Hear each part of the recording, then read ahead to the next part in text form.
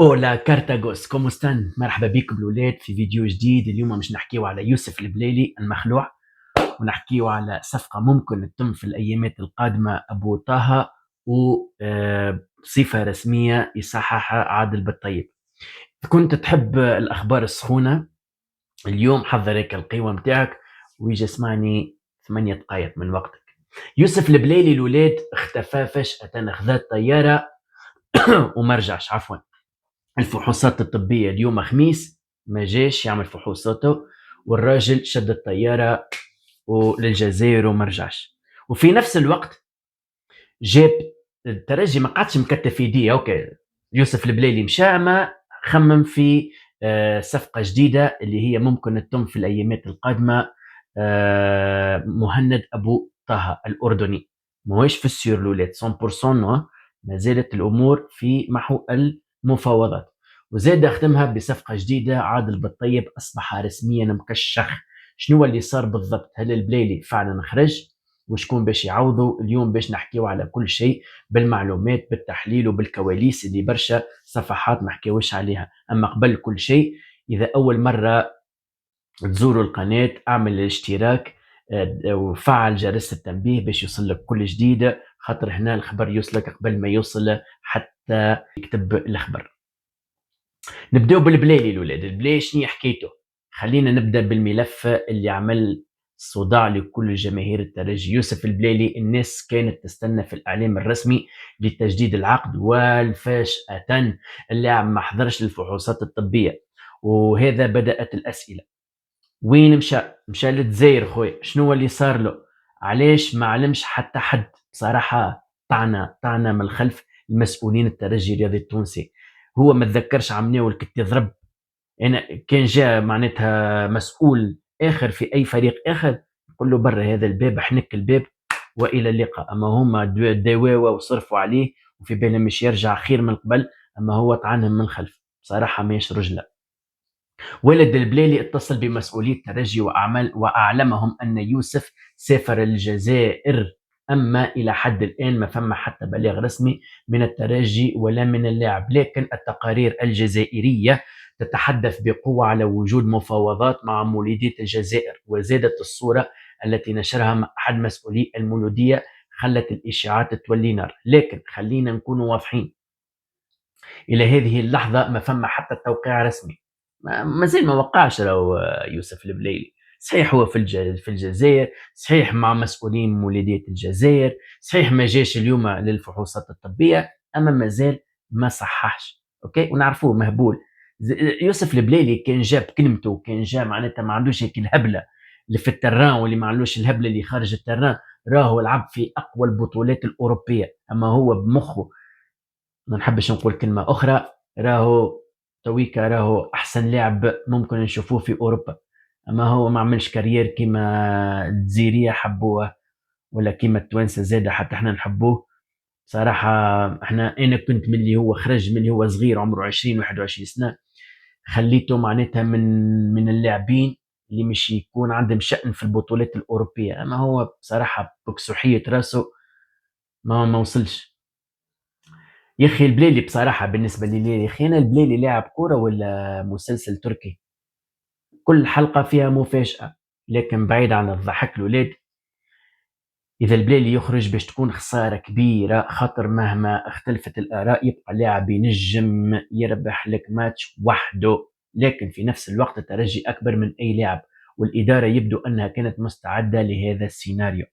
مهند أبو طه، جينا المهند أبو طه، الصفقة التي عجبت الجماهير. ونمشي الآن لخبر الإيجابي. مهند أبو طه الدولي الأردني أصبح قريبا من الترجي الرياضي التونسي.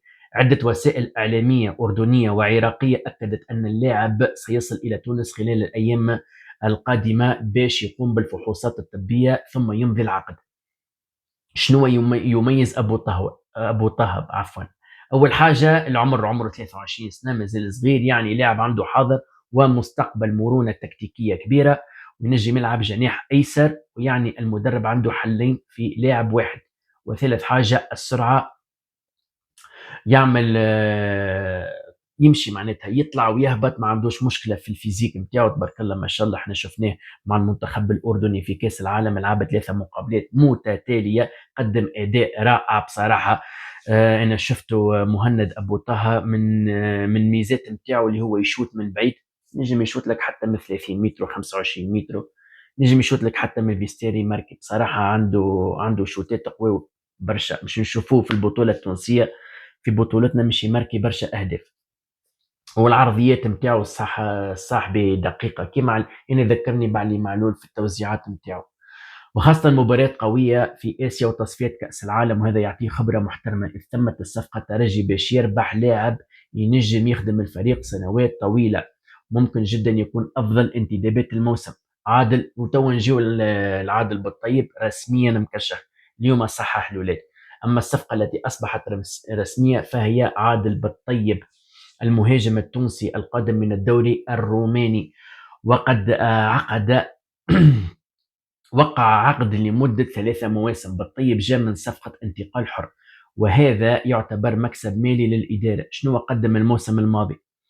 43 مباراة، ساهم في 17 هدف، كما شوت أرقام محترمة جدا.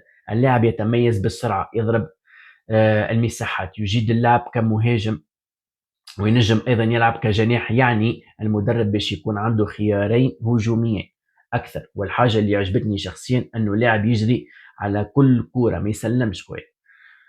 مش من النوع اللي يجري كان وقت الكاميرا تصور فيه. الترجي الموسم هذا واضح يحاول يعمل فريق طويل النفس، خاطر الموسم القادم ما فيهش كان بطوله وكاس، فما ايضا دوري ابطال افريقيا، والمناسبه باش تكون صعيبه برشا. بصراحه انا شفته بالطيب اتاكم، بالنسبه لي انا متوسط صراحه. انا ما نشوفوش نتاع الترجي الرياضي التونسي. هذه ارائي الشخصيه، نحترموا بعضنا الاولاد. انا ما نشوفوش معناتها عادل بالطيب مش يقود الترجي الانجازات، ولا بيه هو مش يهز كاس رابطه الابطال، لا. اذا نجمعوا كل المعطيات نلقاو الترجي داخل على مرحله جديده. ممكن يخرج لاعب كبير كيف البليلي، لكن في المقابل الاداره قاعده تتحرك بسرعه. ابو طه بالطيب، وربما صفقات اخرى في الطريق. السؤال الحقيقي مش هل البليلي باش يخرج، السؤال هو هل الترجي باش يكون أقوى من الموسم الماضي، أو باش يجيبوا جوار أقوى ولا يشبه يوسف البليلي. باش انت تهز كاس رابطة الأبطال الإفريقية لازمك يوسف البليلي فوا 3. هذا هو التحدي الحقيقي، والجمهور المكشخة يرضى كان باللقب بطولة وكاس رابطة الأبطال الإفريقية. وقبل ما نختم جاوبوني في التعليقات الولاد، جينا لاخر الفيديو. لو كنت مكان المدرب هل تفضل بقاء البليلي؟ انا بالنسبه لي البليلي نفضله يبقى، خاطره بصراحه عرصه من العرس، جوار ما تنجمش تعوضه. عنده خويا مهاره وسلاسه ولعب الكوره، ويخرج كونتر ويجيب لك طرح. خويا هو وحده يجيب لك طرح. أنا نستنى آرائكم وناقشوني بكل احترام. إذا عجبكم الفيديو اعملوا هيك اللايك البنيد، اشتركوا في القناة، فعلوا جرس التنبيه باش يجيكم كل جديد على الترجي، على النادي الأفريقي، على النادي الرياضي الصفاقسي، وعلى النجم الرياضي الساحلي، وبصفة خاصة وبصفة عامة البطولة التونسية. ونشوفكم إن شاء الله في الفيديو الجاي الولاد. دعمونا بصراحة، نشكركم على الدعم متاعكم، نحمد ربي ونشكرك. بصراحة بدونكم انتم انا ما نكون حد شيء. اللايكات اللي تحطوا فيهم، التعليقات المزيانة، بكل احترام، عباد بصراحة متثقفة، عباد واعية، نشكركم. ديما خويا معكم، ديما معكم في الأخبار التونسية، في كرة القدم الرياضة التونسية.